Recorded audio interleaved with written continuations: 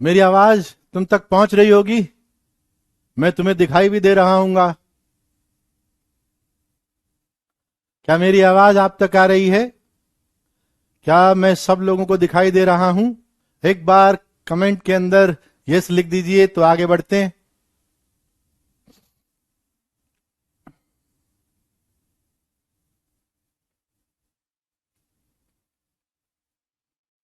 Okay, तो मेरी आवाज आप सब लोगों तक पहुंच रही है और मैं दिखाई भी दे रहा हूं। तो आ जाओ बच्चों। Very good evening all of you. Good evening Pranay, अनग। स्पीड से चलती है चैट तो नाम दिखते ही नहीं है। कौस्तभ,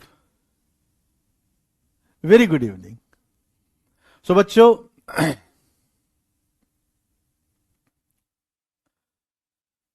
लास्ट क्लास के अंदर मैंने आपको बेसिक आइडिया दिया था डिटर्मिनेंट का। तुमको थोड़ा समझ में आया होगा। आज हम लोग बात करेंगे प्रॉपर्टीज ऑफ डिटर्मिनेंट की। ठीक है ना।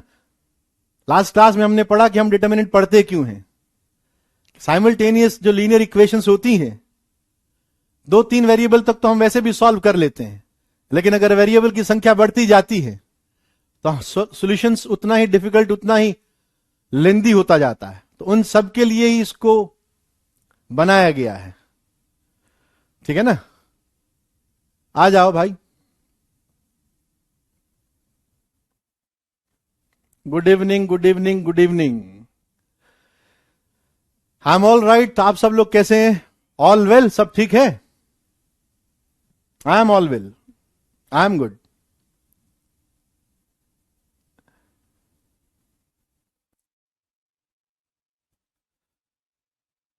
नमस्ते भाई, नमस्ते। आ जाओ।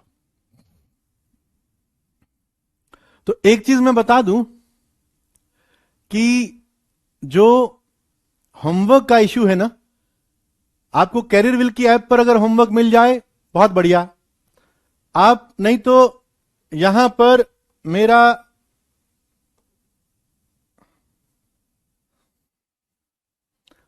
टेलीग्राम चैनल का लिंक दिया है, स्कैन कर लीजिएगा तो आपको ये रहा। तो आपको यहां पर आपको होमवर्क मिल जाएगा। You will find homework here.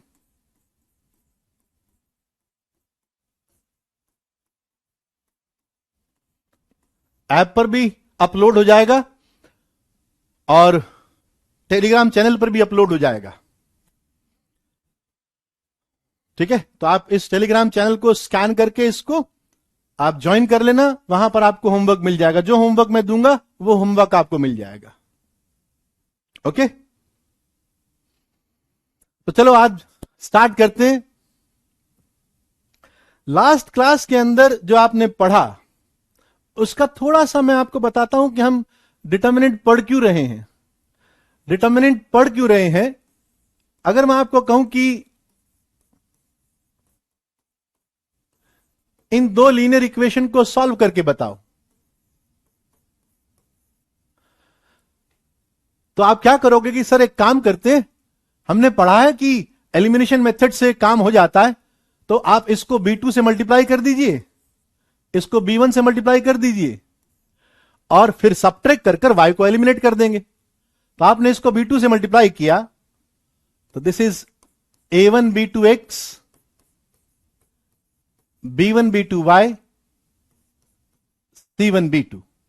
और इस इक्वेशन को B1 से मल्टीप्लाई किया तो A2 B1x plus B1 B2y is equals to B1 C2 and you subtract this.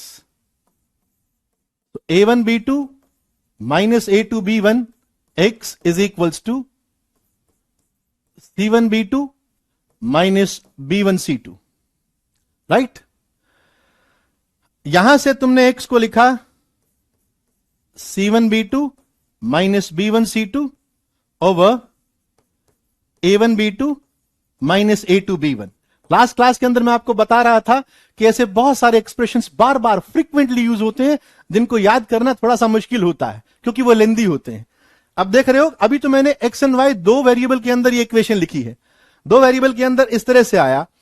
अब इनको डिटर्मिनेंट के अंदर याद करना कितना आसान है, देखिए this is A1B1 A2B2, this is A1B2 minus A2B1, और ये आपका बन गया C1C2 और यहां B1B2, तो it is C1B2 minus B1C2। ठीक है, इसको हम लास्ट में पढ़ेंगे क्रैमर रूल के अंदर, लेकिन मैं आपको एक इसका एप्लीकेशन बता रहा हूं कि जैसे यहां पर आपको x निकालना है, तो ये जो कोएफिशिएंट डिटर्मिनेंट है इनसे बना हुआ A1 B1 A2 B2, ये तो आपका डिनोमिनेटर में आएगा, और x निकालना है तो x के कोएफिशिएंट को कांस्टेंट टर्म से रिप्लेस कर दीजिए, C1 C2 इसके अंदर और बाकी B1 B2। ठीक है, अब जैसे अगर आपको y निकालना हो तो क्या करेंगे, आप सिंपली कहेंगे कि y will be A1 B1 A2 B2, और ऊपर सेकंड कॉलम को आप C1 C2 से रिप्लेस कर दीजिए। ठीक है, तो बार बार करने की जरूरत नहीं पड़ेगी, बार बार करने की जरूरत पड़ेगी ही नहीं। तो अभी तो मैंने 2x2 पर दिखाया है, मतलब दो वेरिएबल के अंदर x एंड y के अंदर मैंने दो लीनियर इक्वेशंस लिखी हैं, उनको सॉल्व करना बताया है।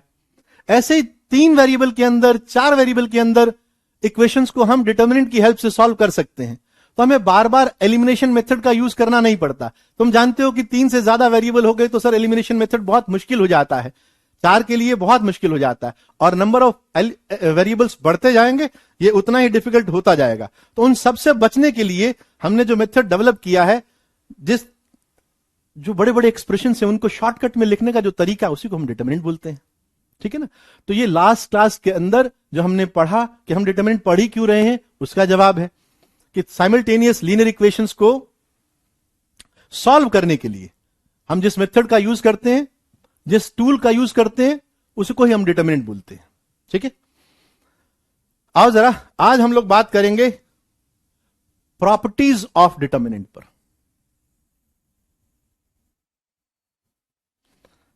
What are the properties? Determinant की वैल्यू निकालने का तरीका मैंने आपको बताया है, ओपन करने का तरीका मैंने आपको बताया है कि आप किसी भी रो के रिस्पेक्ट में ओपन कर सकते हैं, किसी भी कॉलम के रिस्पेक्ट में ओपन कर सकते हैं, डिटर्मिनेंट की वैल्यू चेंज नहीं होती है, सेम आती है।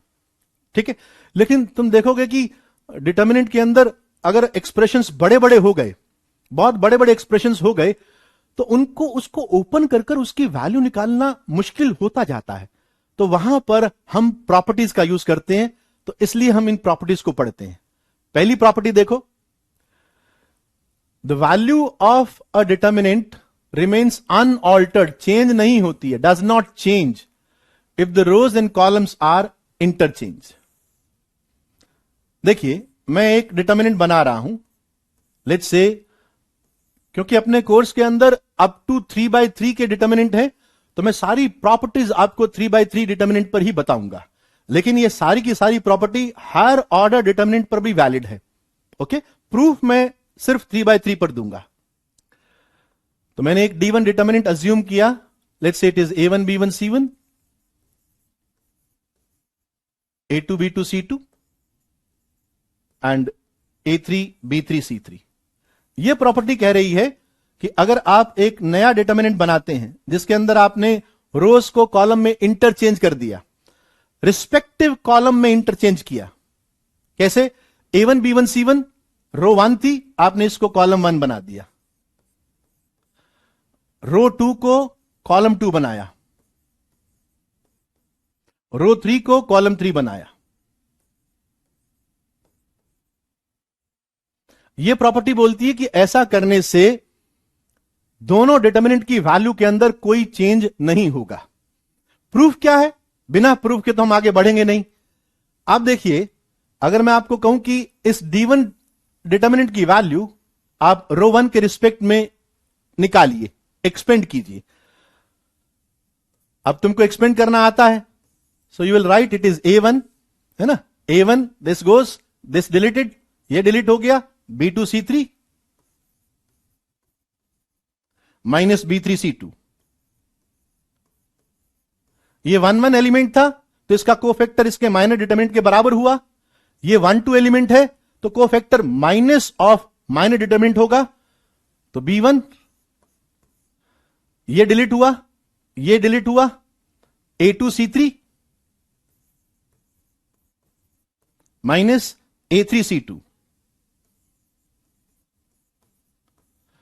फिर C1, क्योंकि ये 1 3 एलिमेंट है तो कोफैक्टर माइनर के बराबर होगा, तो C1, ये डिलीट A2B3 माइनस A3B2। ये मैंने इसकी वैल्यू लिख दी यहां पर, ठीक है। अब अगर मैं आपको कहूं कि D2 की वैल्यू निकालने के लिए आप क्या करो, कॉलम 1 के रिस्पेक्ट में ओपन कर दो।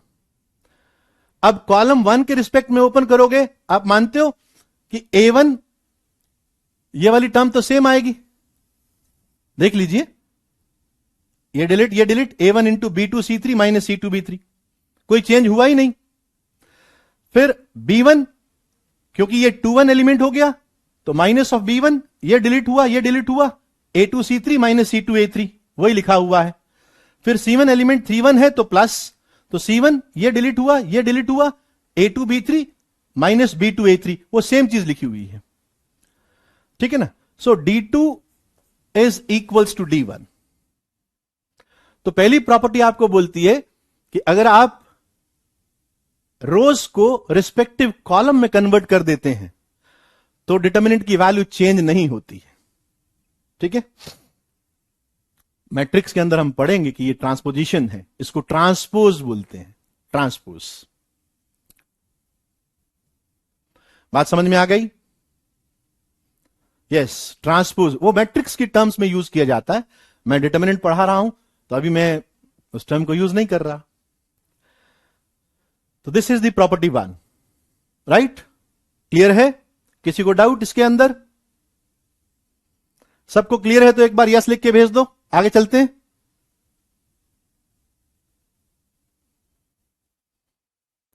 कमेंट के अंदर जल्दी से यस लिख के भेज दो, हम प्रॉपर्टी सेकंड पर मूव करते हैं। प्रॉपर्टी 1 क्लियर है?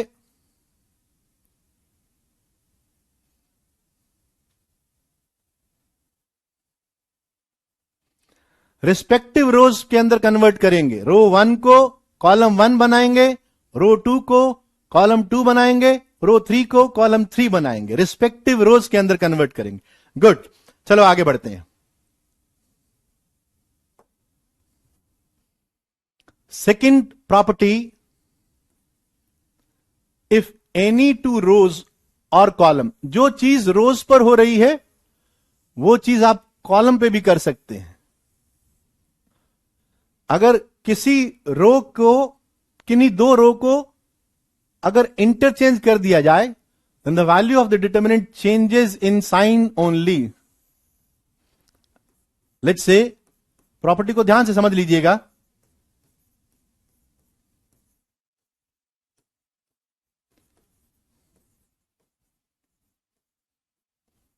ये एक D1 डिटरमिनेंट बनाया। अब मैंने क्या किया, मैंने कहा किन्हीं भी दो रोज को इंटरचेंज कर दो। लेट्स से मैंने इन दोनों रोज को, किन्हीं भी दो रो को कर सकते हो, मैंने इन दोनों रो को इंटरचेंज किया और एक नया डिटरमिनेंट तैयार किया। This is A2B2C2, A1B1C1, A3B3 and C3। अब ये प्रॉपर्टी ये क्लेम करती है कि D2 की वैल्यू माइनस ऑफ D1 के बराबर होगी। और बहुत इजीली तुम देख सकते हो कि सर अगर आप D1 को रो 1 के रिस्पेक्ट में ओपन करते हैं और D2 को रो 2 के रिस्पेक्ट में ओपन करते हैं, ध्यान से समझना, जस्ट फील करना, पूरा करने की जरूरत नहीं है, जस्ट आप उसको फील करना कि होगा क्या। जब मैं इसको D1 को रो 1 के रिस्पेक्ट में ओपन करूंगा तो जो A1 का कोफैक्टर आएगा B2C3 माइनस B3C2, जब मैं यहां पर ओपन करूंगा, चूंकि A1 एलिमेंट 2 1 एलिमेंट है, सेकंड रो का फर्स्ट एलिमेंट है, 2 1 एलिमेंट है, तो इसका cofactor minus of the minor हो जाएगा। लेकिन माइनर का तो देखो, इसके रिस्पेक्ट में ओपन किया तो ये डिलीट आ तो वही रहा है, B2C3 माइनस B3C2, जो यहां पर आया था B2C3 माइनस B3C2, लेकिन कोफैक्टर माइनस के साथ में ओपन होगा। बात समझ में आई? तो आपने देख लिया कि सिर्फ डिटर्मिनेंट नेगेटिव से ओपन हो जाएगा। तो D2 will be equals to minus of D1। करने की जरूरत नहीं है, सिर्फ फील करने की जरूरत है कि अगर मैं इसको रो 1 के रिस्पेक्ट में एक्सपेंड करूंगा और इसको रो 2 के रिस्पेक्ट में एक्सपेंड करूंगा, तो बस कोफैक्टर के अंदर, सभी एलिमेंट के कोफैक्टर के अंदर माइनस का फर्क आ रहा है। यहां पर A1 का कोफैक्टर और यहां पर A1 का कोफैक्टर माइनस से डिफर करता है। यहां पर क्योंकि B1 1 2 एलिमेंट है, यहां पर B1 2 2 एलिमेंट है, तो कोफैक्टर नेगेटिव से डिफर करेगा बस। तो प्रॉपर्टी 2 क्लियर है? सभी ऑर्डर के डिटर्मिनेंट पर सारी प्रॉपर्टी लगेंगी, मैं सिर्फ 3x3 ऑर्डर पर आपको बता रहा हूं। चाहे वो 2x2 का हो, चाहे वो 4x4 का हो, चाहे किसी भी ऑर्डर का डिटर्मिनेंट हो, ये प्रॉपर्टी लगेगी। तो प्रॉपर्टी 2 क्लियर है तो फटाफट यस वाई लिख के भेज दिया करो, मैं समझ जाऊंगा कि प्रॉपर्टी 2 क्लियर हो गई। कि अगर मैं दो रोज को इंटरचेंज करता हूं, एक्सपेंड करके देख लो, नहीं आया तो आप इसको रो 1 के रिस्पेक्ट में एक्सपेंड करो, इसको रो 2 के रिस्पेक्ट में एक्सपेंड करो, दोनों एक्सप्रेशंस बराबर होंगे। ठीक है? जिनको नहीं आया वो इसको रो 1 के रिस्पेक्ट में एक्सपेंड करे, एक्सपेंशन तो आ गया था, इसको रो 2 के रिस्पेक्ट में एक्सपेंड करें तो समझ में आ जाएगा। अच्छा, अगर मैं आपसे पूछूं कि एक D3 तैयार कर रहा हूं और इसको मैंने लिखा A3 B3 C2 A1 B1 C1 A2 B2 C2, बताओ जरा ये किसके बराबर होगा?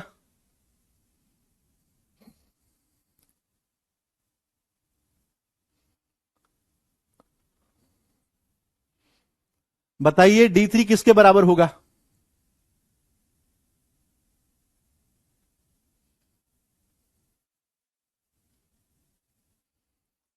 यस यस, बहुत सही, बहुत बढ़िया, बहुत सारे बच्चों ने पकड़ लिया इसको।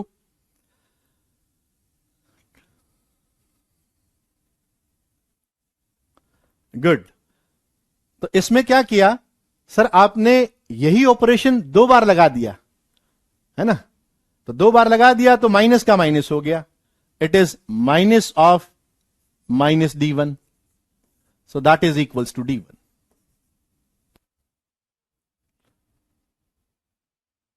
हाँ, ये करेक्ट कर लो, ये करेक्ट कर लो, ये छोटी छोटी करेक्शंस मुझे बता दिया करो।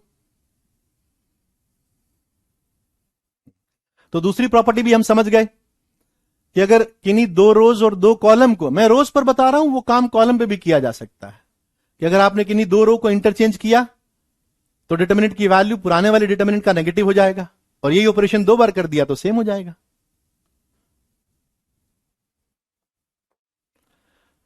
Property 3,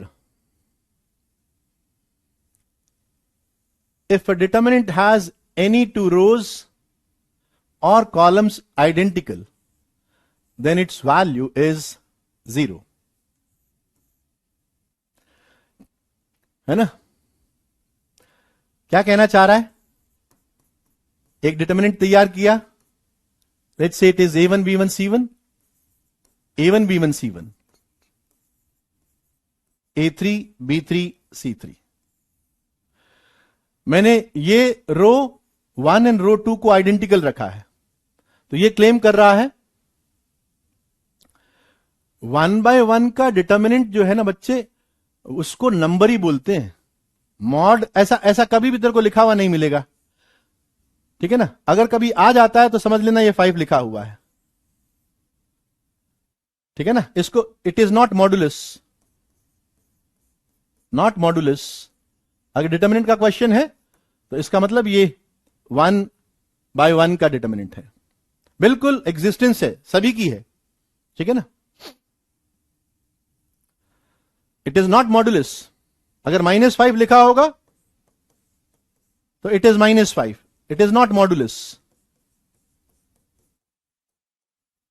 it is determinant. ठीक बात। तो मुझे लगता है आपके क्वेश्चन का जवाब मिल गया। आगे बढ़ते हैं। ये कह रहे हैं कि अगर ऐसा होगा कि रो 1 एंड रो 2 या कोई सी भी दो कॉलम, उसकी वैल्यू 0 हो जाएगी। जरा समझना इस बात को। मैं कह रहा हूं कि मैंने इन दोनों को इंटरचेंज कर दिया।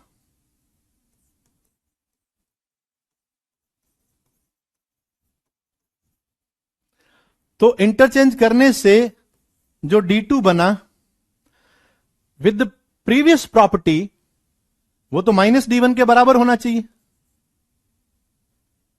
है ना। जैसे ही आपने इंटरचेंज किया तो प्रॉपर्टी 2 के हिसाब से तो ये -D1 के बराबर होना चाहिए। लेकिन हम देख रहे हैं कि इंटरचेंज करने से, क्योंकि रोज आइडेंटिकल है, ये तो D1 ही रहेगा। बात समझ में आई? क्योंकि दोनों रोज आइडेंटिकल हैं, तो अगर आपने इंटरचेंज कर भी दिया, इनको फ्लिप कर भी दिया, तो भी तो ये D1 रहेगा। लेकिन प्रॉपर्टी 2 कह रही है, ये तो प्रॉपर्टी 2 से आया, ये तो प्रॉपर्टी 2 कह रही है कि ये -D1 होना चाहिए।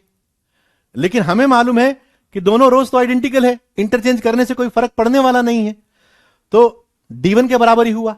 Now -D1 is equals to D1 is true when D1 is equals to 0।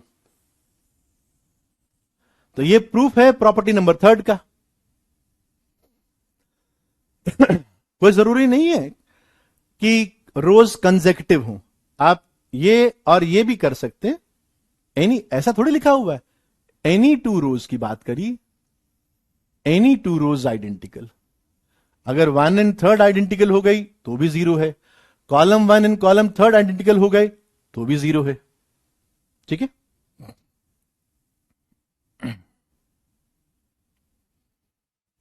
तो 2 रोज या 2 कॉलम आइडेंटिकल दिखाई दे गए तो मैं कहूंगा कि उस डिटरमिनेंट की वैल्यू 0 है। क्लियर है? तो क्लियर है तो फिर यस लिख के भेज दिया करो फटाफट, so that I move on. जितनी जल्दी आप लिखोगे उतनी जल्दी आगे बढ़ते जाएंगे।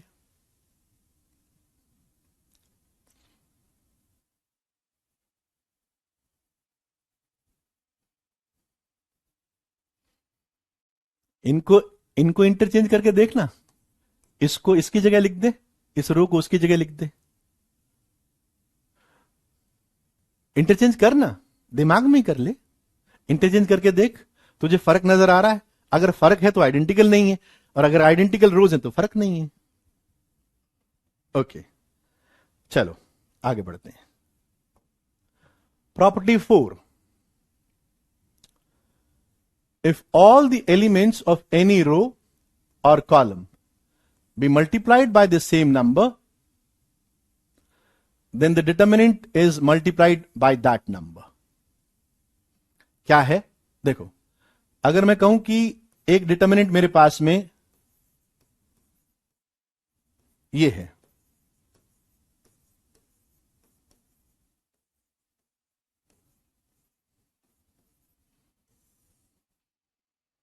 और मैं इस डिटर्मिनेंट को k से मल्टीप्लाई करना चाह रहा हूं, k इंटू डी।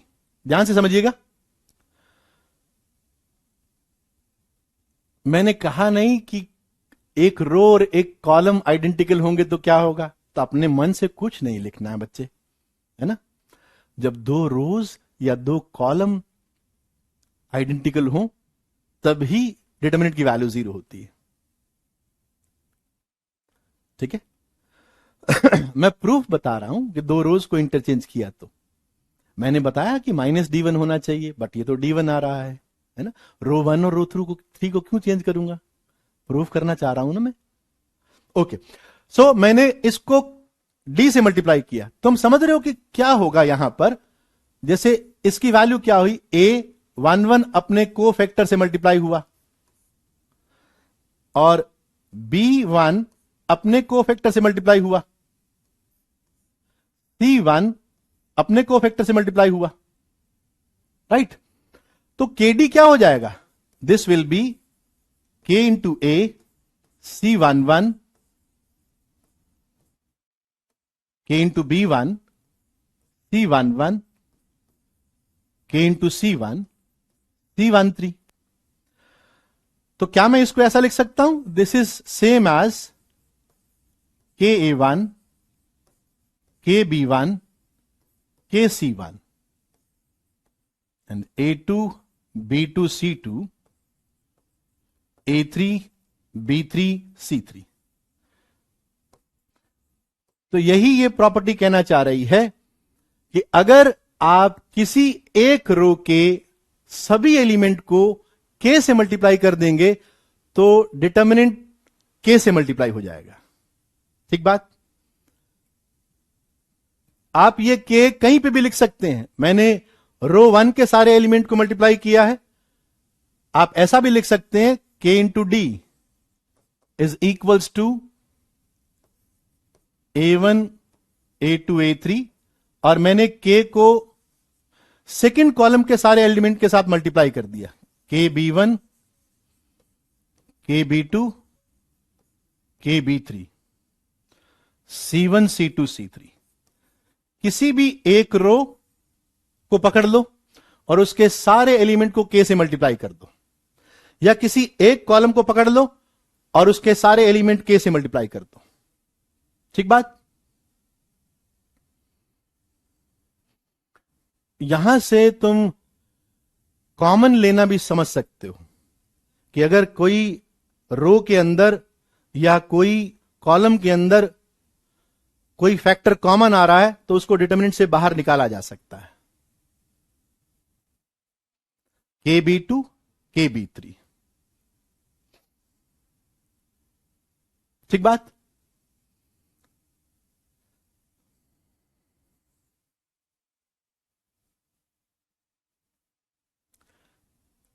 जरा बताओ,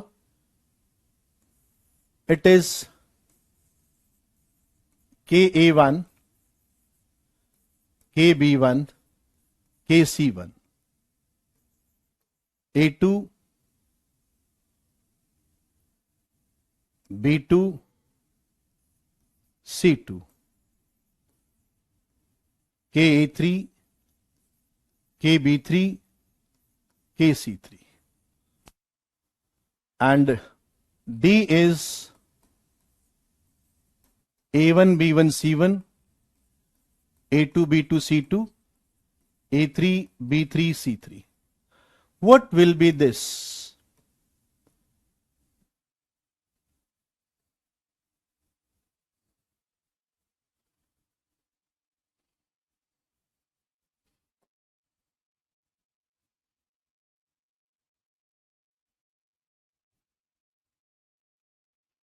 सही लिखिए, केडी की वैल्यू सही लिखिए बच्चे, ये वैल्यू करेक्ट है।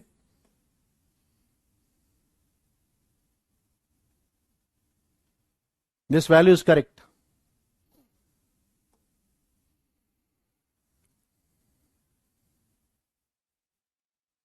यस।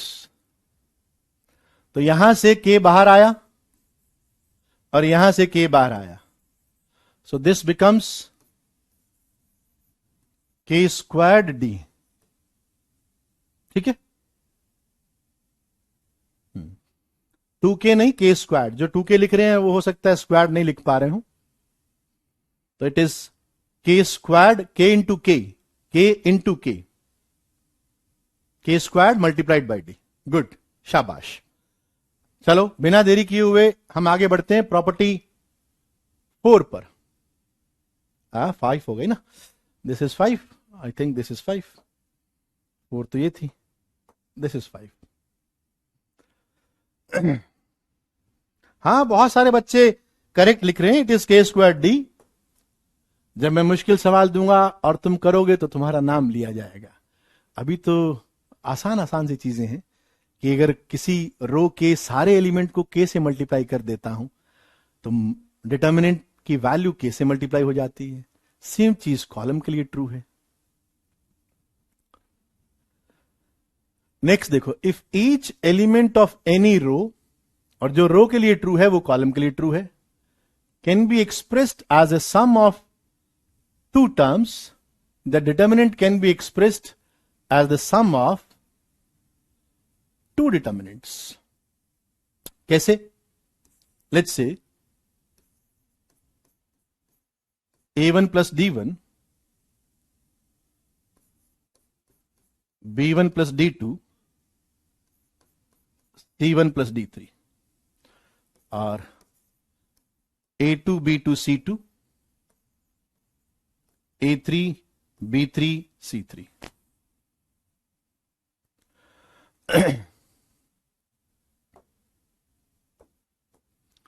इसके अंदर रो वन के सारे एलिमेंट दो एलिमेंट की सम के फॉर्म में लिखे हुए हैं। तो प्रॉपर्टी कहती है कि इसको आप यूं भी लिख सकते हैं, it is a1 b1 c1। एक डिटर्मिनेंट के अंदर तो ये वैल्यूज आ गई, प्लस एक डिटर्मिनेंट के अंदर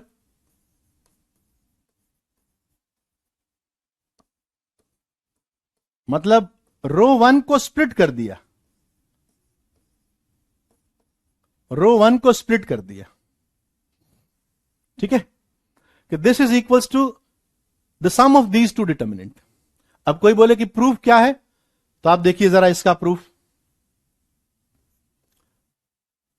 this is a1 plus d1। मैं रो वन के रिस्पेक्ट में जस्ट ओपन कर कर फील दिला रहा हूं।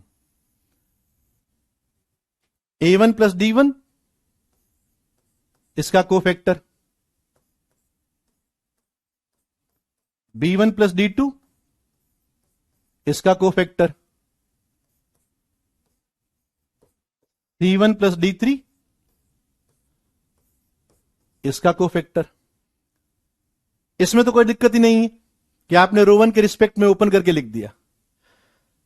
अब कुछ बच्चे तो मुझे लगता है समझ गए होंगे, इतना लिखते ही जो पहली बार भी पढ़ रहे हैं ना, वो बच्चे भी समझ गए होंगे कि हो गया सर, दोनों डिटर्मिनेंट का सम हो गया। जो नहीं समझे वो देखो जरा, मैं इसको यूं लिख रहा हूं a1 c11, ये तो नंबर है, तो नंबर को तो ऐसा लिख सकते हो b1 c12 c1 c13 plus d1 c11 d2 c12 plus d3 c13। ठीक है ना?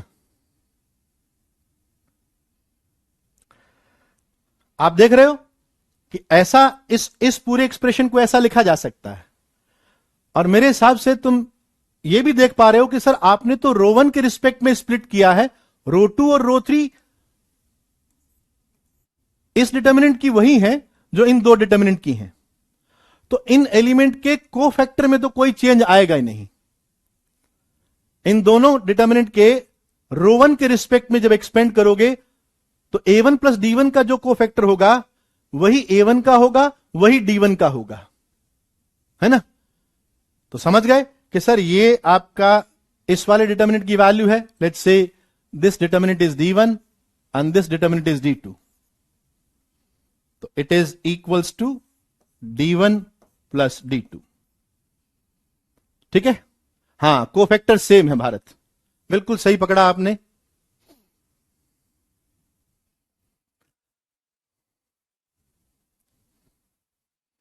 तो ये समझ में आ गया? क्लियर है? बात क्लियर हो गई? ये मैंने रो पर दिखाया है, ये चीज कॉलम पे भी हो सकती है। अच्छा, अगर ये समझ में आया तो मुझे जरा ये बताइए,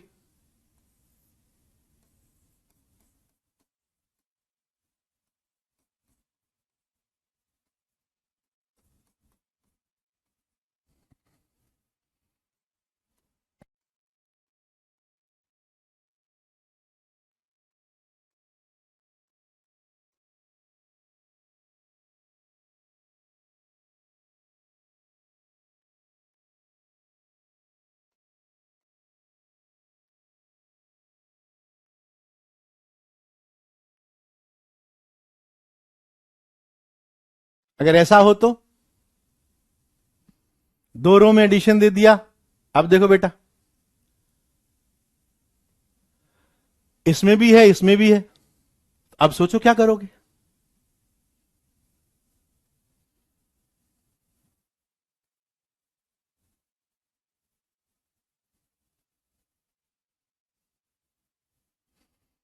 अब क्या करें।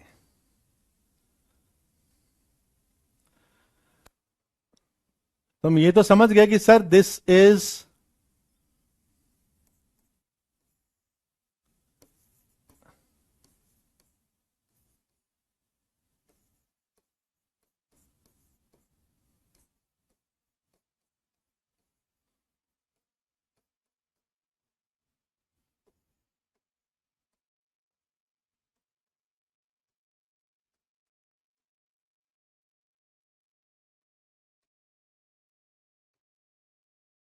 भाई यहां तक तो सभी लोग मुझे लगता है बात को समझ गए कि सर ये तो आपने प्रीवियस स्लाइड पर जो समझाया था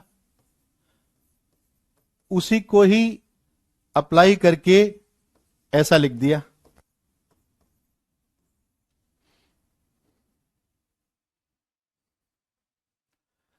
है ना।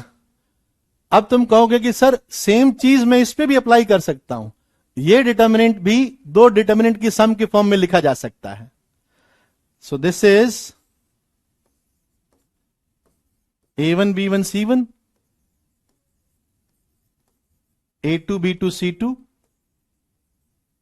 and A3 B3 C3 plus A1 B1 C1 E1 E2 E3 A3 B3 C3।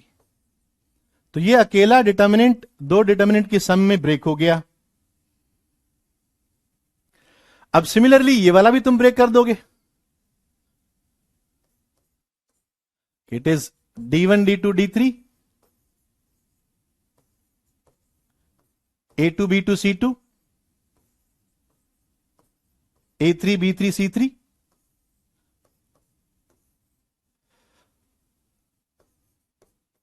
It is D1 D2 D3 E1 E2 E3 A3 B3 C3।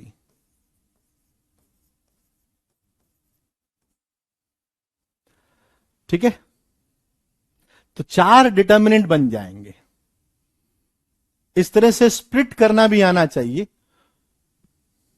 वास्तव में देखा जाए ना तो ये आपको, ये जो प्रॉपर्टी है ये दो डिटर्मिनेंट को जोड़ने का एक रूल बताती है। रूल क्या है, जैसे आप देख रहे हो कि दो डिटर्मिनेंट को जोड़ा कब जा सकता है। दो डिटर्मिनेंट को जोड़ने का मतलब है कि उनकी या तो दोनों रोज सेम हो, जैसे यहां देख रहे हो कि दोनों रोज सेम है, किसकी किसकी, आ, ये देखो इसमें रो 1 एंड रो 3 सेम है।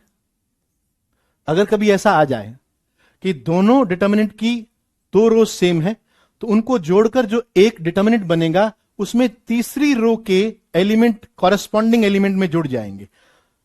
तो this will become this A2 + E1 B2 + E2 C2 + E3, ये वाला बन जाएगा। तो ये प्रॉपर्टी दो या दो से ज्यादा डिटर्मिनेंट को ऐड करने का तरीका भी बताती है। ठीक है, तो ये क्लियर हो गई प्रॉपर्टी।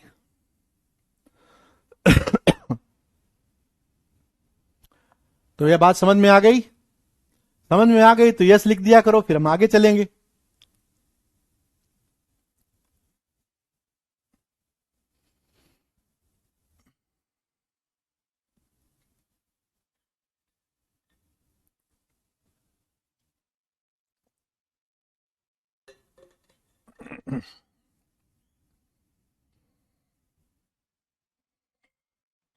दो रोज या दो कॉलम सेम होने चाहिए। ठीक है, गुड, वेरी गुड, शाबाश।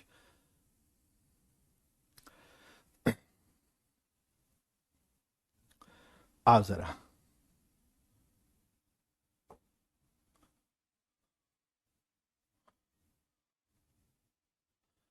This is the most important property जिसको बोलते हैं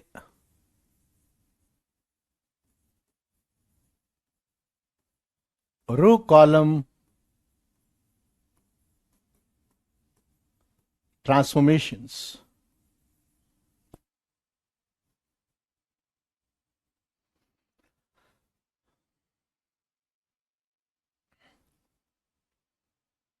ठीक है, तो रो कॉलम ट्रांसफॉर्मेशन प्रॉपर्टी क्या कहती है? The value of a determinant is not altered, change नहीं होती है। किसकी वैल्यू? डिटर्मिनेंट की value. By adding to the elements of any row the same multiplied of the corresponding elements of any other row. समझाऊंगा, डरो मत, समझाऊंगा। आप इसको समझ गए तो आपका डिटर्मिनेंट एकदम क्लियरली सब सवाल बन जाएंगे, इजीली बन जाएंगे। ओके, क्या कहती है देखो जरा, आओ। जैसे मान लो मैंने एक डिटर्मिनेंट लिया, let's say it is A1 B1 C1, A2 B2 C2 and A3 B3 C3। ये डिटर्मिनेंट लिया।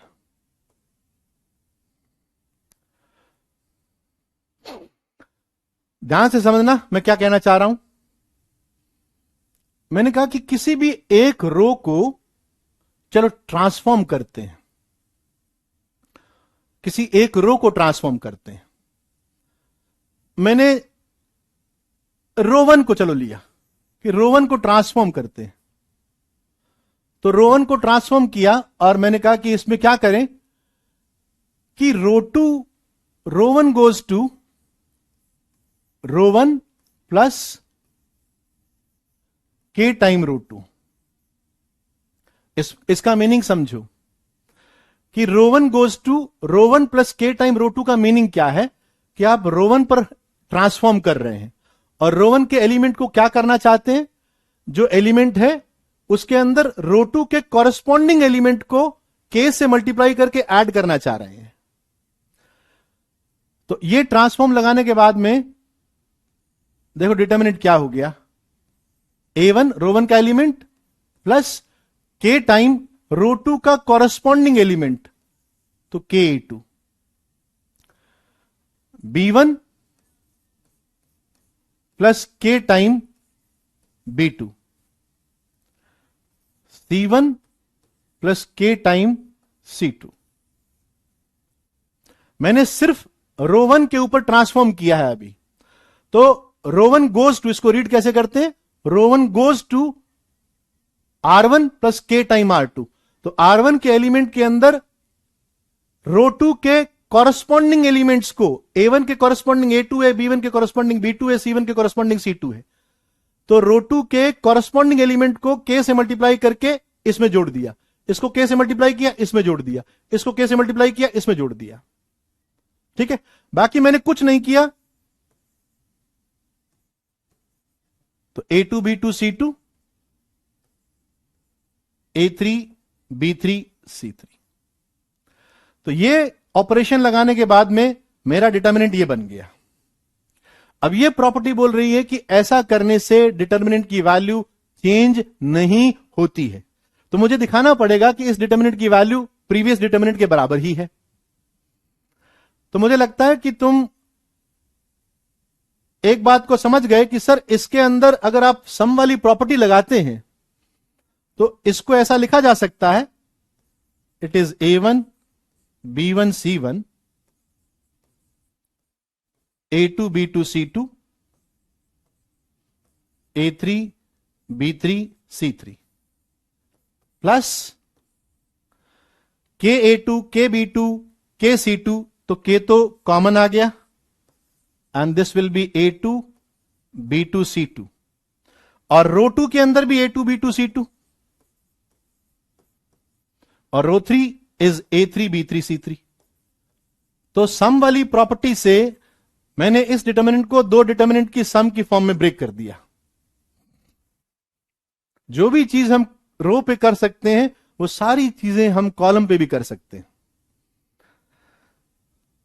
क्या तुम देख पा रहे हो कि इस डिटर्मिनेंट की वैल्यू 0 है? This is equals to 0। Row 1 and row 2 identical हो गई, तो अब ये डी के ही बराबर हो गया। तो मैंने डी प्लस 0, ठीक बात है।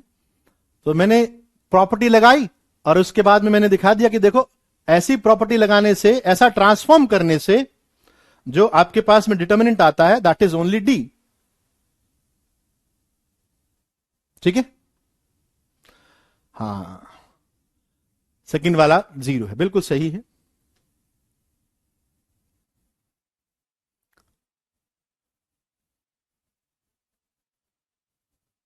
अब जरा, अब थोड़ा सा और एक्सटेंड करते हैं, अब चीजों को थोड़ा और एक्सटेंड करके समझते हैं कि अगर मैं ये कहूं कि इस डी के ऊपर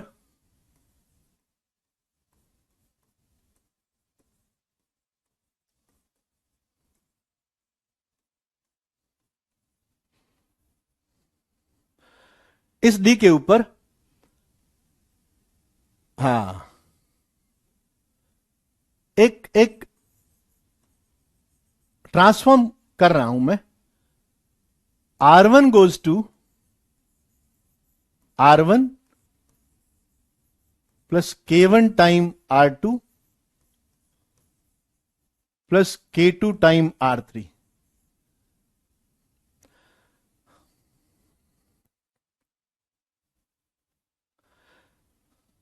इसको रीड करते हैं, R1 goes to, R1 is transformed, R1 plus K1 R2 plus K2 R3।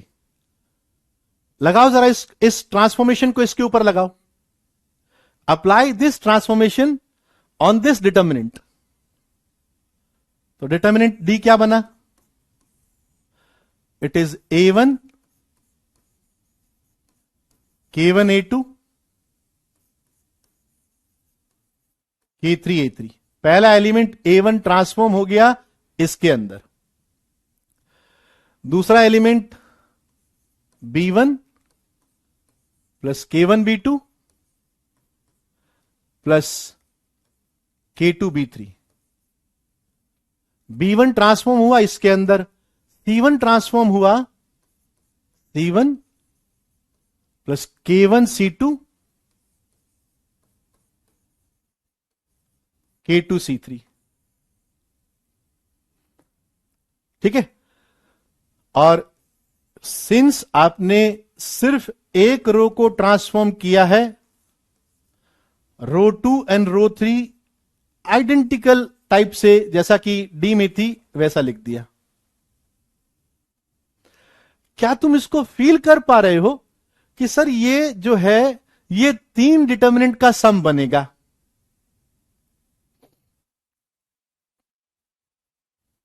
है ना? क्या तुम ये फील कर पा रहे हो कि सर ये भी कुछ ऐसा ब्रेक होगा, A1 B1 C1 A2 B2 C2 A3 B3 C3 plus KA2 KB2 KC2 मतलब K1, तो K1 time A2 B2 C2 जो कि रो 2 के आइडेंटिकल है, तो ये डिटर्मिनेंट 0 बनेगा, plus K2 A3 B3 C3 A3 B3 C3, ये है A2 B2 C2 and last row is same as row 1।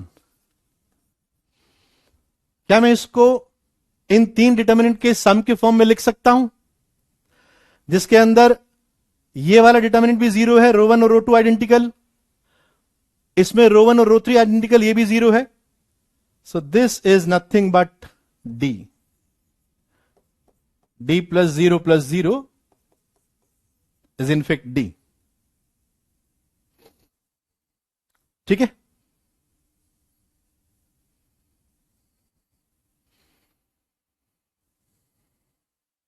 हाँ, वो करेक्ट कर लिया करो बच्चों, ये छोटी छोटी चीजें करेक्ट कर लिया करो। K2A3 आएगा, ठीक आएगा, ठीक बात है।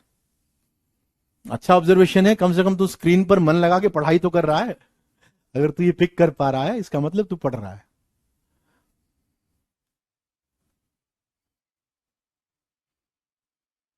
हाँ, लिख लो, लिख लो।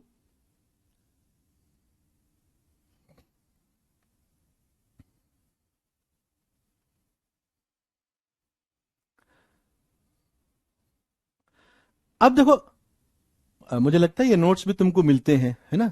तो समझा करो, साथ साथ में लिखा भी करो और तेजी से किया करो। अपने माइंड का जितना यूज करोगे, जितना तेजी से माइंड को चलाओगे, माइंड उतनी ही तेजी से चलेगा। अभी प्रॉपर्टी समझ, फिर उसके बाद में कहां कैसे यूज करना है सब बताऊंगा, है ना? अभी हम चलना सीख रहे हैं, फिर दौड़ना सीखेंगे, फिर स्प्रिंट करना सीखेंगे।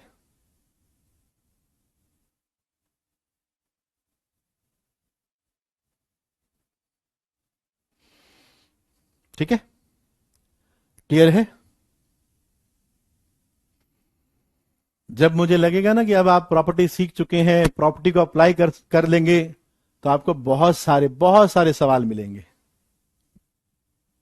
ऑफकोर्स नोट्स बनाना चाहिए, नोट्स भी बनाने चाहिए, ब्लैक बुक के भी सवाल लूंगा, सारे सवाल जो भी रेलेवेंट डिफिकल्ट क्वेश्चन से सब करवाऊंगा। ठीक है? अब देखो, एक नेचुरल सा क्वेश्चन आता है कि सर अगर मैं ऐसा सोचूं, देखना जरा,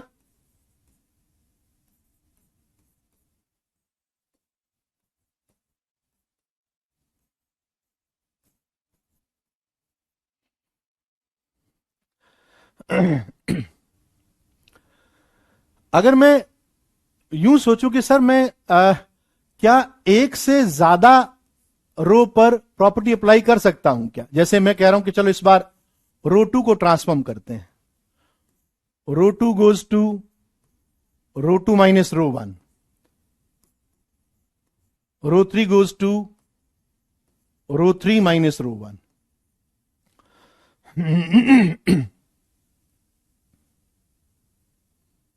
ठीक है, मैं दोनों प्रॉपर्टी एक साथ लगा रहा हूं। अभी मैंने रो टू एंड रो थ्री को ट्रांसफॉर्म किया है, तो मैं रो वन के एलिमेंट को एज इट इज रख रहा हूं।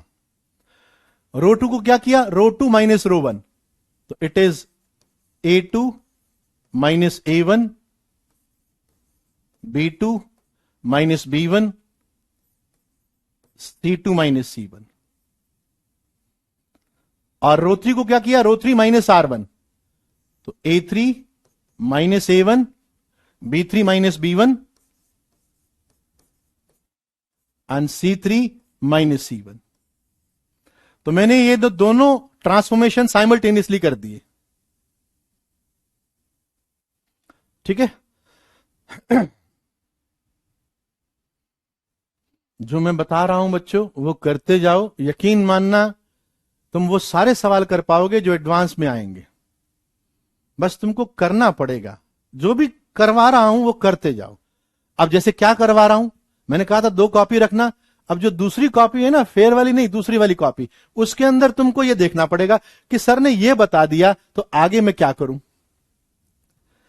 क्या तुम मुझे बता सकते हो कि आगे क्या होगा?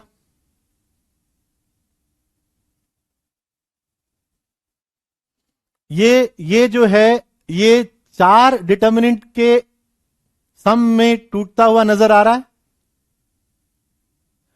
4 डिटर्मिनेंट के सम में टूटता हुआ नजर आ रहा है ना?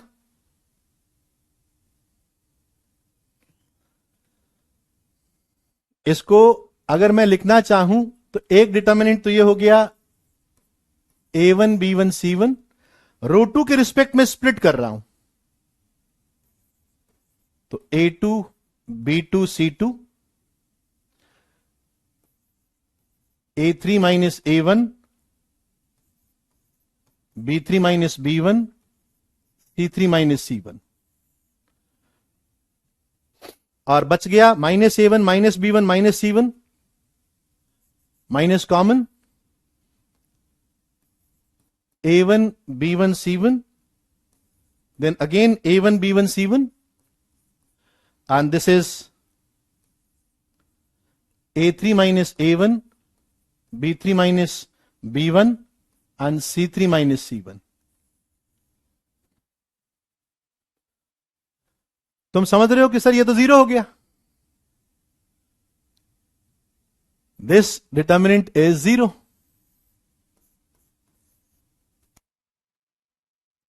और इसको दो में स्प्लिट करोगे, एक तो डी ही आ जाएगा, A1 B1 C1, A2 B2 C2, A3 B3 C3, और दूसरा जो होगा वो A1 B1 C1, A2 B2 C2, minus A1 minus B1 minus C1, minus common निकालूंगा, रो 1 और रो 3 आइडेंटिकल हो गई, जीरो. एक जीरो एक डी के बराबर. तो this is equals to D. ठीक बात. बात समझ में आ गई. अब क्वेश्चंस पर आते हैं. चलो, अगर आपको यह बात समझ में आ गई और आप क्वेश्चंस करना चाहते हो तो एक बार यस लिखकर भेज दो. If you all understand this.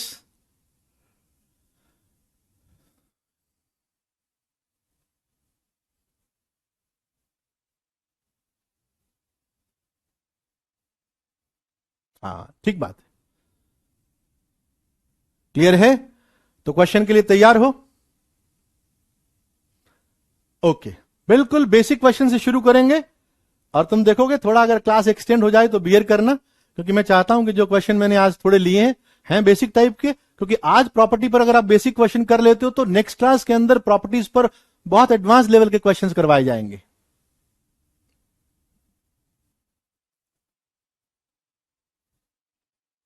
Okay, आओ जरा. ये बिल्कुल बेसिक से शुरू कर रहा हूं. जो बच्चे बोलते हैं सर आप बेसिक से पढ़ाओगे, तो ये मैं बिल्कुल बेसिक से शुरू कर रहा हूं.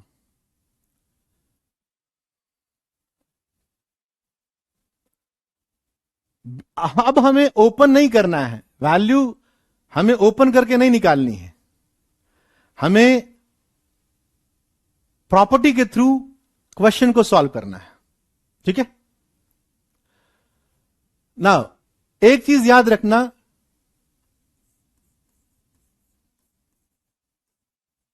Try to make as much zeros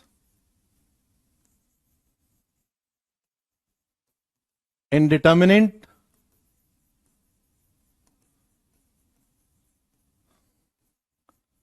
as you can. Determinant के अंदर जितने जीरो बना सकते हो बना लेना.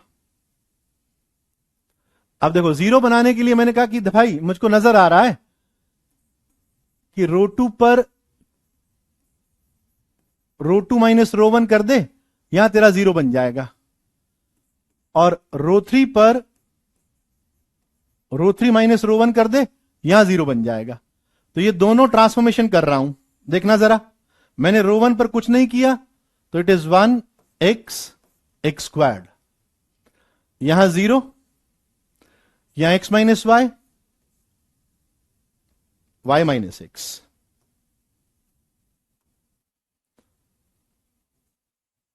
y minus x, and this is y square minus x square. ठीक है. रो 3 minus rho 1, 1 minus 1 0, z minus x, z square minus x square.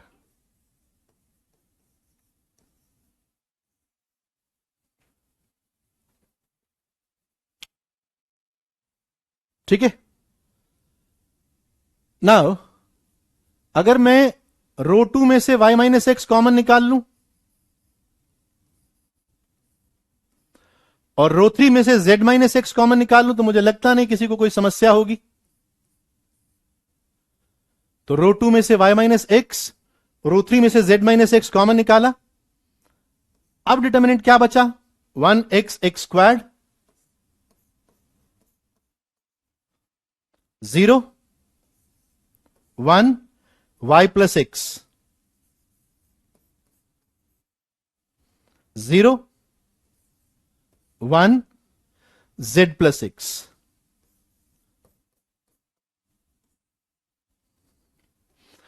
अगर मुझे किसी भी रो के अंदर या किसी भी कॉलम के अंदर दो जीरोस नजर आ गए ना, उसके बाद में मैं कुछ नहीं सोचूंगा, मैं उसे एक्सपेंड कर दूंगा।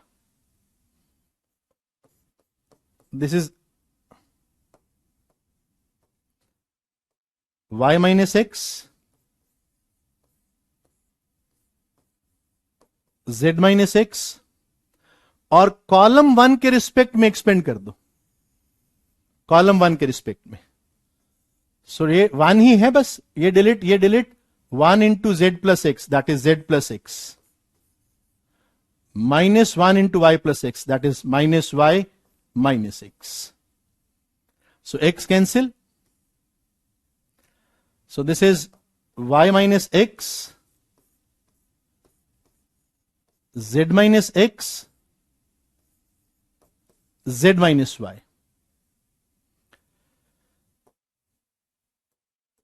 इसको इस फॉर्म के अंदर याद रख लेना, it is x minus Y,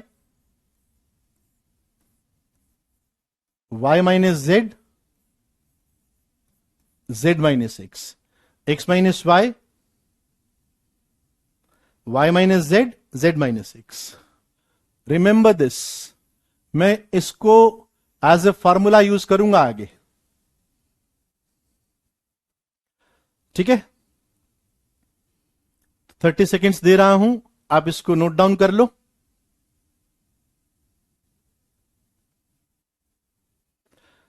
कोई चीज जो नहीं बताई है कि रो को डिवाइड कर सकते हैं, है ना, ऐसा कुछ करना नहीं, नई थ्योरी नहीं बनानी है, जो चल रही है उसी को देखना है, उसी को समझना है। जो नहीं बताया उसको तो बिल्कुल यूज नहीं करना है।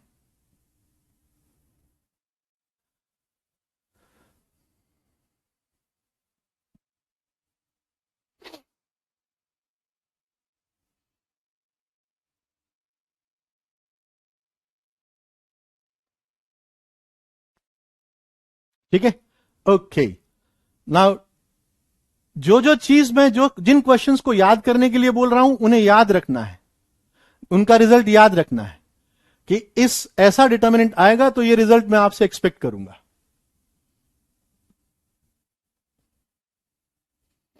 ठीक है,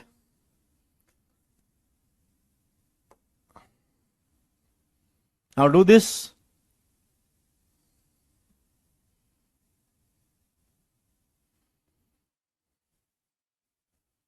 जल्दी करो, फटाफट करो।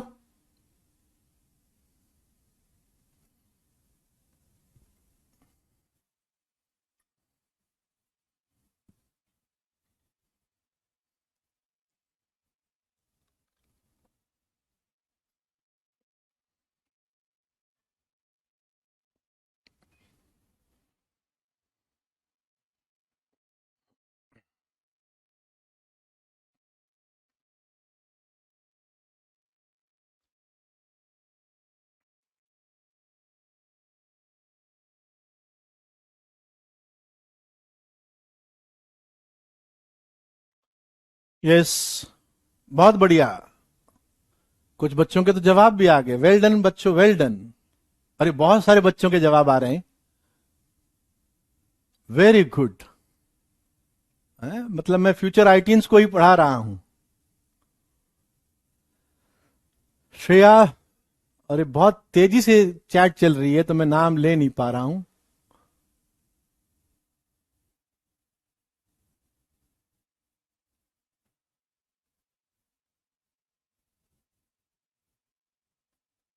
यस, तो यहां 1x(x³), 1y(y³), 1z(z³). तो मेरा पर्पस तो रहेगा कि मैं जितने जीरोस क्रिएट कर सकता हूं उतने जीरोस क्रिएट कर दूं। तो अगेन मैं इन दो प्लेसेस पर जीरो क्रिएट कर रहा हूं विद द सेम ऑपरेशन जो मैंने प्रीवियसली लगाए। R2 goes to R2 minus R1, R3 goes to R3 minus R1। रो 1 को इंटेक्ट रखा है आपने, तो 1x(x³),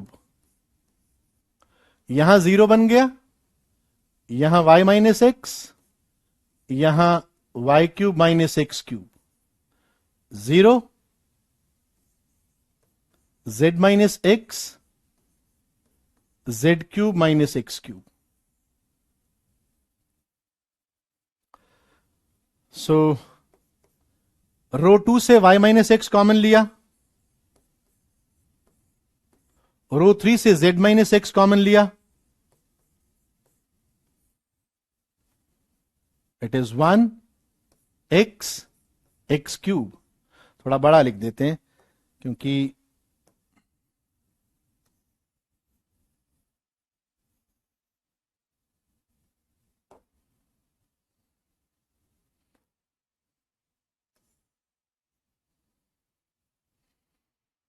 1 x cube. y minus x common लिया तो it is 0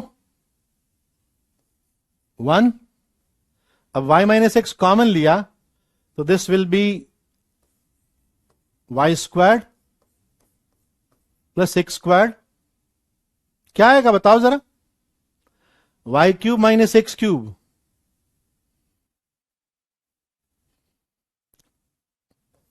plus x Y.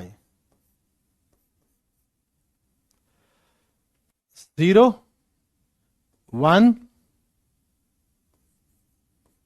Z square plus x square plus z x.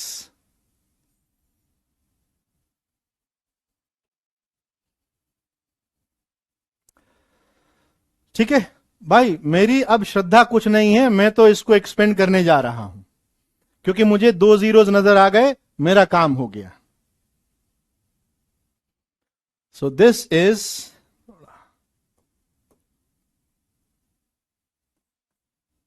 y minus x, ये तो copy कर लिया है, y minus x z minus x, और कॉलम 1 के respect में एक्सपेंड कर दिया तो this into this minus this into that. तो ये बना z square plus x square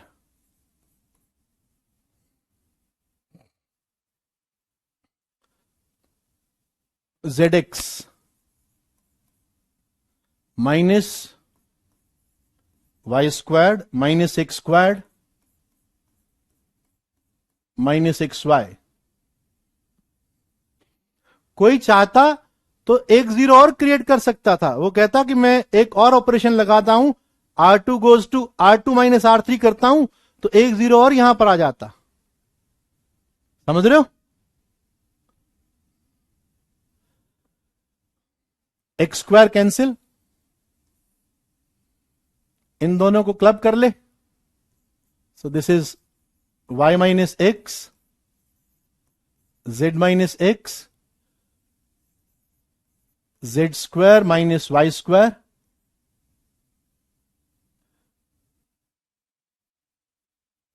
plus x z minus y. तो it is y minus x. ये तो कैलकुलेशन है, ये तो तू भी कर लेगा. z minus y common and it is x plus y plus z. सो इसको हम याद रखेंगे ऐसे, x minus y, y minus z, z minus x and x plus y plus z. ठीक बात? x minus y minus z, z minus x, x plus y plus z. तो remember this result.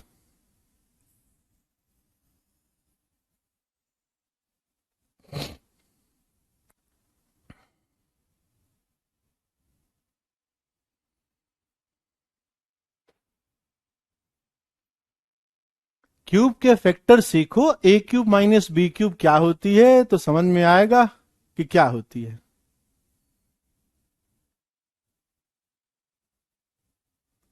मैं गलत हो सकता हूं, जहां गलती करूं बता देना.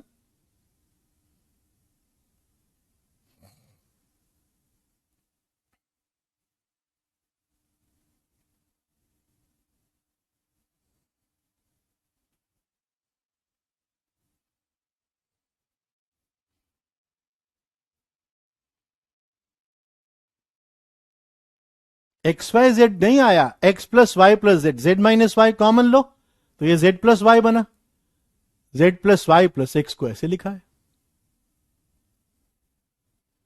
ठीक है,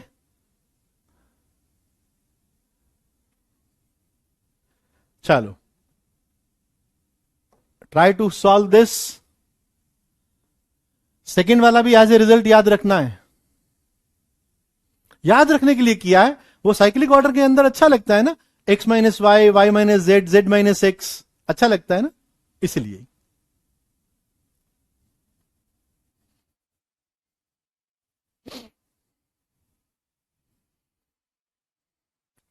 कुछ ऐसा काम करो कि आपका कमेंट पढ़ा जाए, खाली कमेंट करने के लिए अपन थोड़ी है यहां पर, हम पढ़ने के लिए हैं यहां पर। Do this. इस बार 1x² x³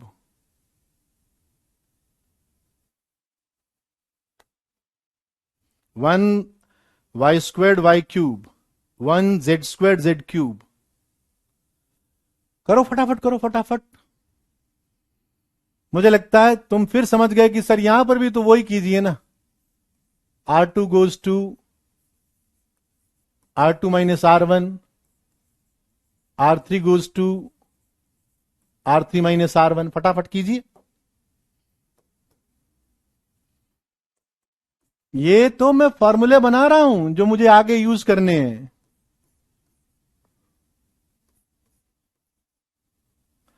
zero y² minus x², y³ minus x³, 0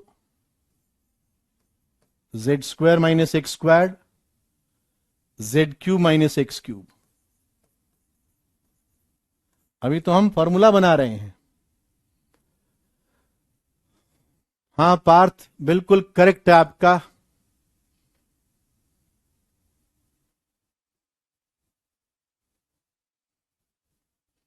बहुत सही, अब तो बहुत सारे बच्चों ने करेक्ट कर दिया।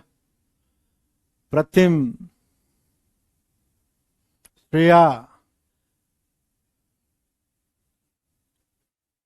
तेजी से चैट चलती है तो बीच बीच में जो नाम पिक कर रहा हूं उनके अलावा भी बहुत सारे बच्चों ने करेक्ट किया है।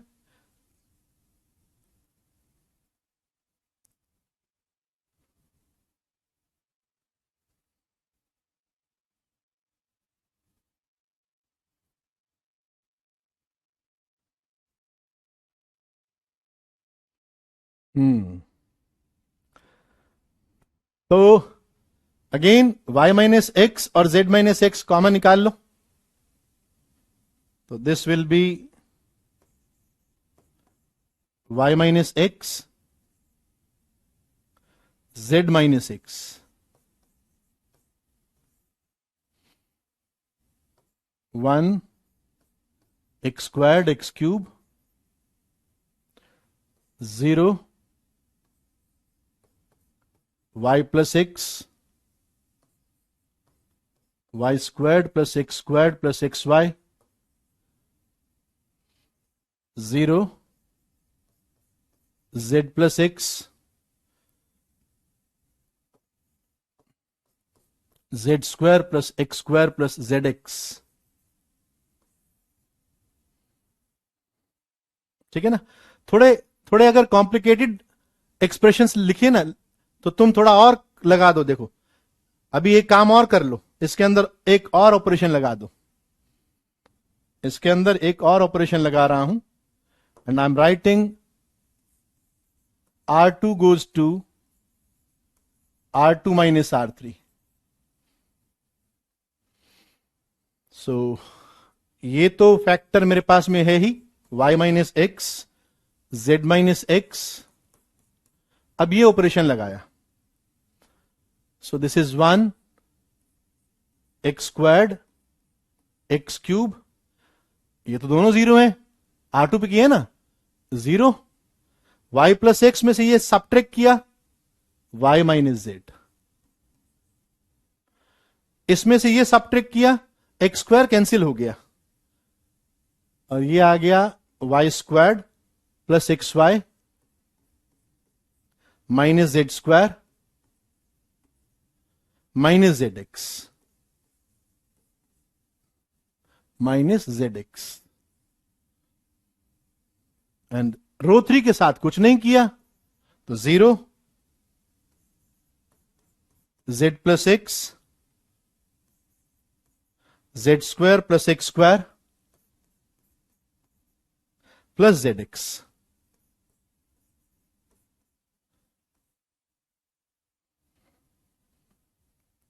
तो थोड़ा और अगर आप देखो तो तुमको नजर आएगा कि सर ये ऑपरेशन का फायदा क्या है। यहां पर y माइनस जेड और यहां पर भी y माइनस जेड का फैक्टर क्रिएट किया जा सकता है। तो मैं वो y माइनस जेड कॉमन निकाल रहा हूं। ये दो फैक्टर तो हैं ही, y minus x z minus x 1 x squared x cube, यहां पे 0, ये y माइनस, अरे y माइनस जेड लिखो ना यहां पर। ये यहां लिख रहा हूं बच्चों, कहां लिखूं, यहां लिख रहा हूं y माइनस जेड। तो 0 यहां 1। ये देखो ये वाला जो एक्सप्रेशन है इसमें कई बच्चों को नजर आना चाहिए कि कैसे y माइनस जेड कॉमन निकाला। तो मैं उस एक्सप्रेशन को यूं लिख रहा हूं y square minus z square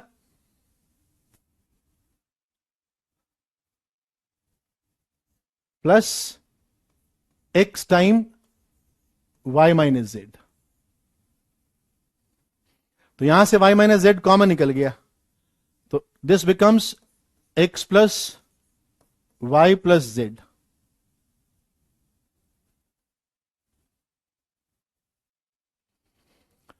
और ये हो गया 0 z plus x z square plus x square plus z x. देखो जरा यहां तक बात समझ में आ गई क्या?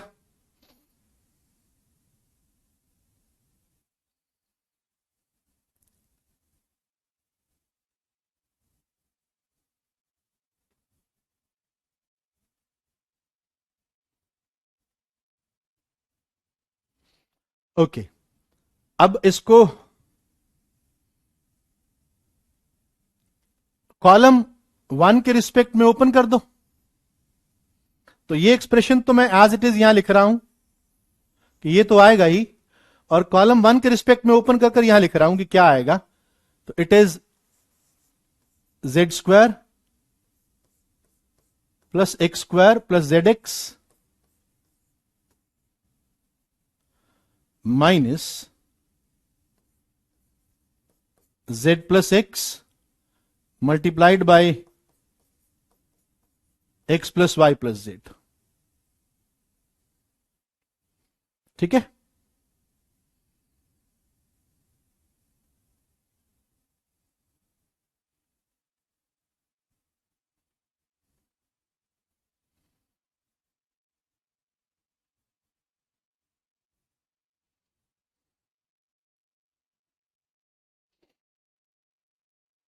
अब इसको ओपन कर दो भाई।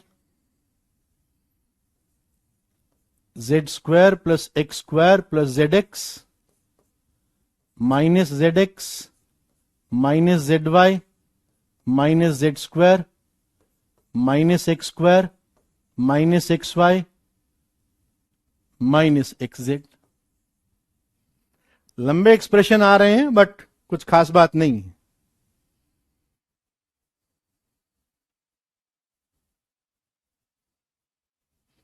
जो कॉमन आएगा वही ना लेंगे।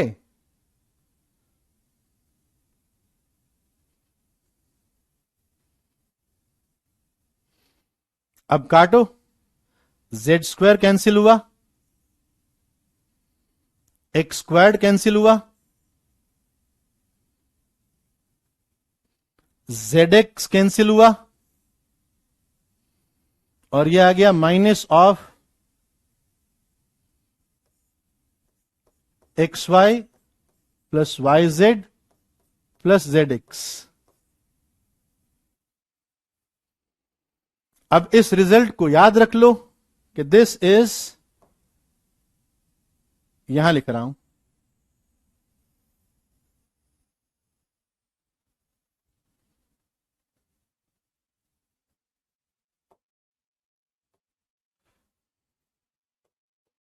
दिस रिजल्ट इज, उस माइनस का यहां यूज कर लिया, तो this is x minus Y,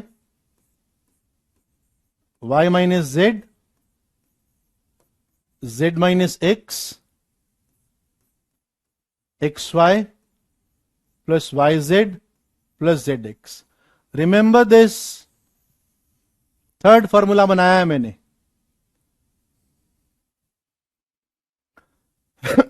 के तो कहीं आ ही नहीं रहा यार, के कहां है? कोई कौन सी क्लास देख रहा है? के जीरो.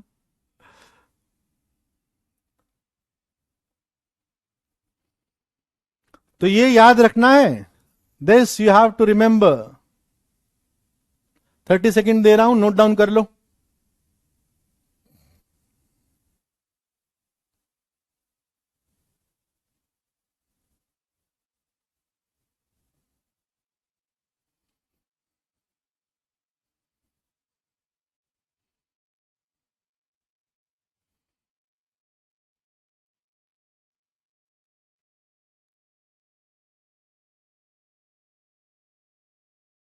कर लिया नोट डाउन? चले आगे, एक बार यस लिख के भेज दो, चले आगे. तो यस लिख दो. अगर समझ में आ गई बात तो नेक्स्ट क्वेश्चन देखते हैं. अभी तो मैं फॉर्मूले बना रहा हूं.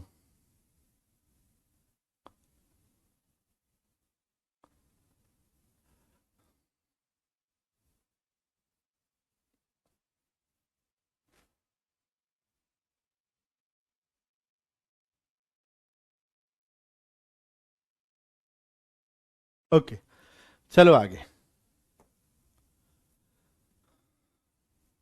ये डिटर्मिनेंट बहुत इंपॉर्टेंट है, आईआईटी के अंदर ये पूछा जा चुका है.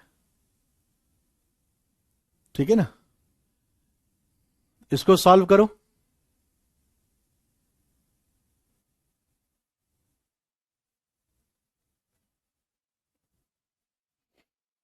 ABC, BCA, CAB. वैसे एक बात बताऊं, इसके ऊपर कोई भी प्रॉपर्टी ना लगाओ. इसका सबसे सिंपल तरीका इसको एक्सपेंड करने का है. बस एक्सपेंड कर दो.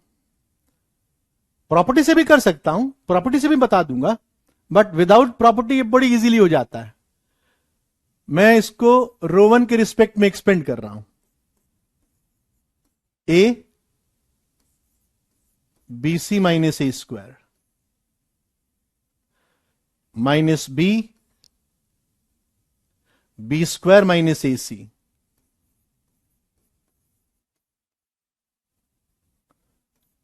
Plus c a b minus c square.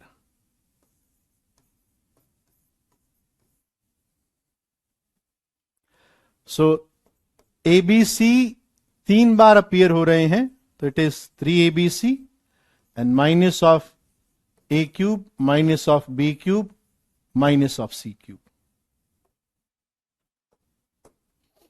ये फैक्टर नहीं, गलत लिख रहे हैं भाई. A cube plus b cube plus c cube minus 3abc नहीं आता है, उसका नेगेटिव आता है. This is negative of a cube plus b cube plus c cube minus 3abc. बहुत सारे बच्चे a cube plus b cube plus c cube minus 3abc लिख रहे हैं. इसको तो तुम जानते हो, इस फैक्टर को तो तुम जानते हो कि it is a plus b plus c, a square plus b square plus c square minus a b minus b c minus c. In fact ऐसा भी लिखा जा सकता है माइनस हाफ. थोड़ा समझने की कोशिश करना कि ये कैसे लिखा सर.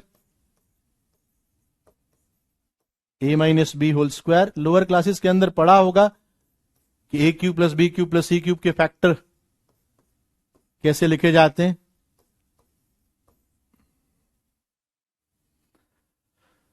तो ये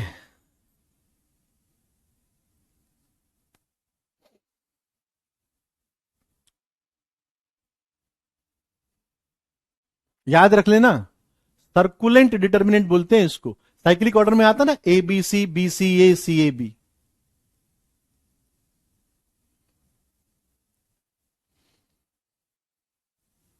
हाँ, अब तो बहुत सारे बच्चों ने सही लिख दिया।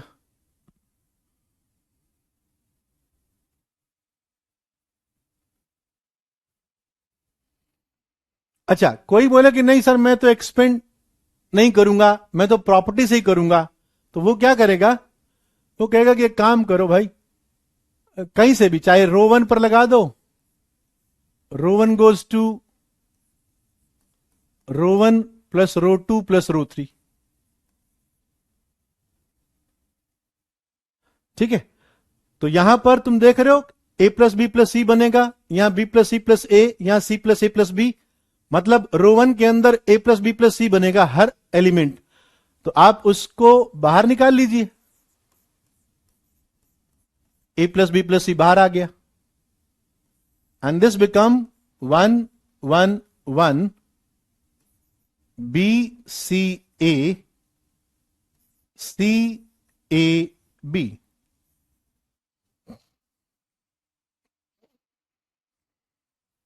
हाफ कैसे आया ये तो तेरे को लोअर क्लासेस में जाना पड़ेगा। खैर कोई बात नहीं, बता देता हूं, इसको 2 से मल्टीप्लाई कर दे, परफेक्ट स्क्वायर बन जाएंगे ये।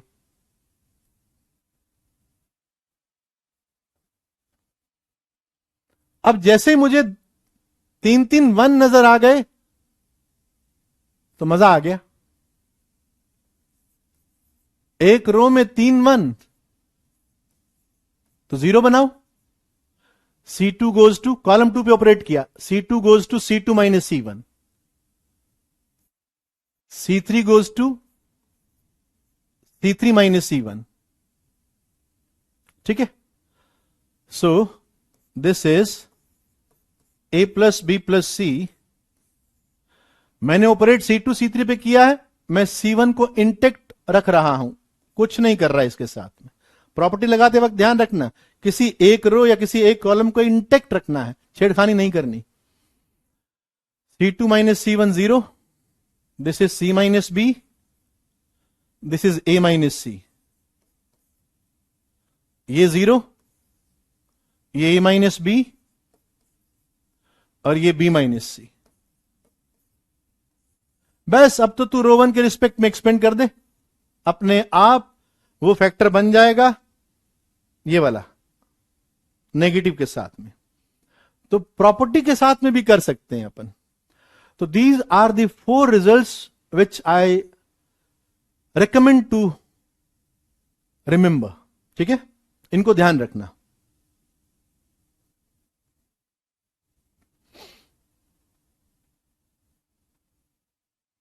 मैं तो बहुत सारी चीजें सोच कर आया था, बट आओ जरा एक सवाल तो करेंगे ही। यहां तक क्लियर हो गया? थोड़ा अगर क्लास एक्सटेंड हो जाती है तो उसको थोड़ा मैनेज करना पड़ेगा। ठीक है, हम अगर जेई एडवांस के अंदर अच्छा रैंक लाने का सपना देख रहे हैं और हम क्लास के अंदर सोचें कि बस हो गया, थोड़ा थोड़ा जिद्दी बनना पड़ेगा कि नहीं यार मुझे पढ़ना है।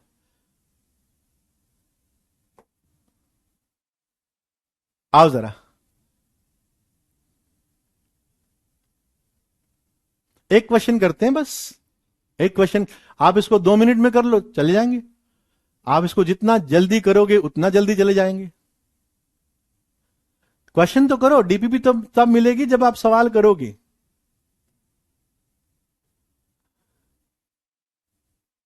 अभी मैं चलना सीख रहा हूं और मैं सोच रहा हूं कि मैं कौन कौन उसेन बोल्ट के साथ में स्प्रिंट लगा लूं। ऐसे कैसे होगा? अभी तो मैंने उंगली पकड़कर चलना सीखा है और मैं उसेन बोल्ट के साथ में स्प्रिंट लगा दूं फटाफट और उसेन बोल्ट को पीछे छोड़ दूं, ये कैसे होगा? अभी चलना सीख रहे हो, फिर तुम दौड़ना सीखोगे, फिर तुम स्प्रिंट करना सीखोगे, फिर तुम कंपटीशन की बात करोगे। ठीक है। अब देखो ऐसे बड़े बड़े एक्सप्रेशन, कोई बोलेगा कि नहीं सर मैं प्रॉपर्टी नहीं सीखूंगा, मैं तो भिड़ूंगा इससे, मैं तो उसको सॉल्व करूंगा। तो भाई इतना पर्सनल नहीं होना है, प्रॉपर्टी सीख ले, आसानी से हो जाएगा, है ना। क्या तुम्हें एक चीज तो नजर आई होगी, कुछ भी नहीं नजर आया तो तुम्हें एक चीज तो नजर आया होगा कि सर ये जो कॉलम है इसके अंदर 11 की टेबल लिखी हुई है।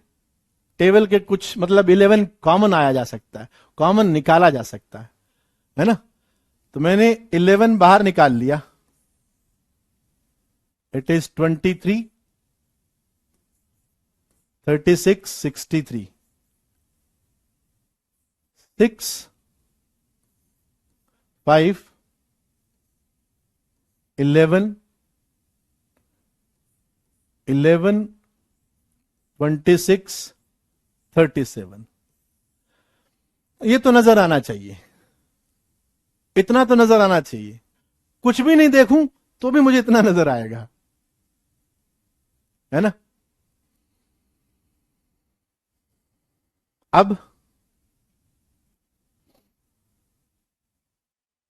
देखो जरा, और कोई चीज नजर आ रही है क्या?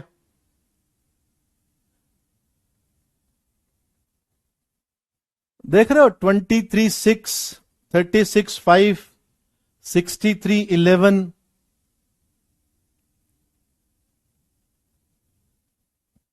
13 है, 13, दिस इज 13, 11 नहीं 13। Of course this is 13। हाँ हाँ ठीक है, 13 है वो। अब जवाब दे रहे हो हैं टेबल के अंदर मस्त हो तुम, सवाल सॉल्व नहीं कर रहे, है ना। ये 13 है, करेक्ट कर दिया मैंने।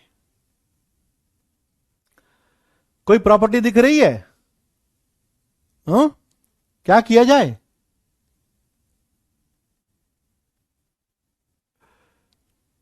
क्या करें? देखो, इस रो को समझो, इस कॉलम को, चलो इस कॉलम को देखो। अगर मैं इस कॉलम का डबल करता हूं, it is 12, 10, 26। What I am doing, एक काम कर रहा हूं सिंपल। देखो देर आर वेरियस वेज जिससे ये क्वेश्चन सॉल्व हो सकता है। मैंने क्या किया, कॉलम 1 को लाइटर किया। कैसे? Column 1 minus twice of column 2, column 1 minus twice of column 2, 11, 23 minus 12, 11,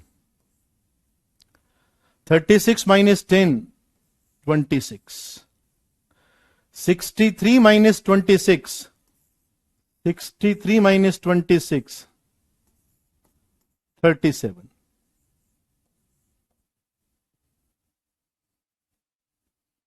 तुम कैसे भी करो, पता थोड़ी लगता है, यू डू कैसे भी, आंसर तो वही आएगा।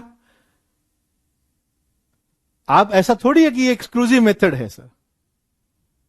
हाँ, C2 प्लस C3 करके कर लो, whatever the way you think is correct आप कर लो। मुझे यह लगा कि इसके 2 के मल्टीपल का डिफरेंस इसके साथ में लिया जाए तो कॉलम 3 क्रिएट हो जाता है, बस।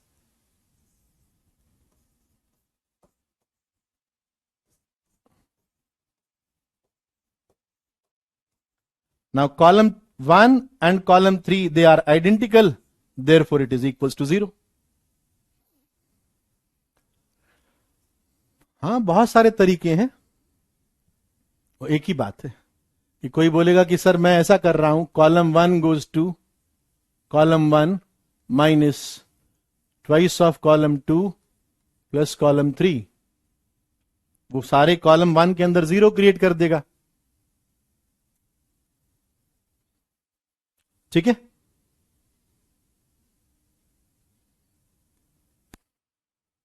चलो आज यहीं तक रखते हैं और नेक्स्ट क्लास के अंदर हम लोग थोड़े एडवांस लेवल के क्वेश्चंस लेंगे, है ना। थोड़ा बेसिक चीजों को पहले बताना जरूरी है, तो वो 4 फॉर्मूले तैयार करना मेरे लिए जरूरी था क्योंकि मैं उनका यूज करूंगा।